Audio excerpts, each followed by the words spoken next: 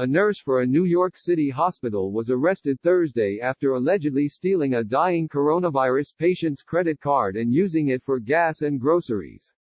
Danielle Conti, 43, is facing charges of grand larceny, petty larceny and criminal possession of stolen property in connection with the case. Conti allegedly took the credit card from a patient while he was being treated during her work at Staten Island University Hospital, according to the NYPD. NBC News was unable to reach Conti on Thursday using public records.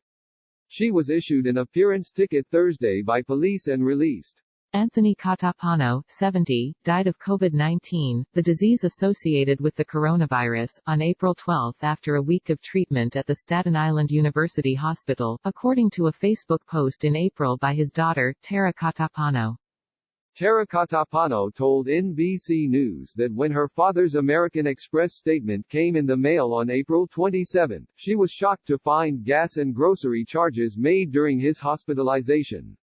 She had her father's wallet, with all his cards, so she felt as if it had to be someone at the hospital. After some confusion as to whether she could file a report on behalf of her dead father, police were able to investigate the alleged theft. From the very beginning, I knew it was a hospital employee.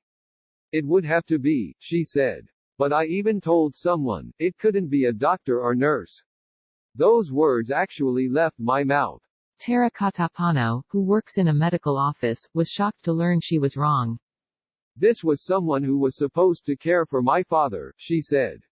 She went in there and gave him his medicine and then, went for his wallet. I can't even wrap my head around it. The added stress of figuring out what happened with her father's belongings has compounded an already difficult grieving process. Due to restrictions put in place to curb the coronavirus pandemic, families are not typically allowed to stay with their loved ones in hospitals. Catapano was lucky enough to see her father twice because of her own connections in the medical field, but she said others aren't so lucky. She knows that families around the world are feeling helpless as their loved ones are hospitalized in isolation, and the idea that patients could be taken advantage of is horrible. I wanted the story to be out there because I wanted people to be aware that this was happening to people, Tara Catapano said. This could be happening to your mother or your father, and I don't want that. Staten Island University Hospital said in a statement Thursday that Conti, who was hired in 2007, has been temporarily suspended and faces termination. We are working closely with the law enforcement authorities and the hospital is conducting its own investigation, the statement said. Anthony Capitano lived with his daughter over the last few years after his wife, Nancy, died in 2014. The couple had been married for nearly 36 years.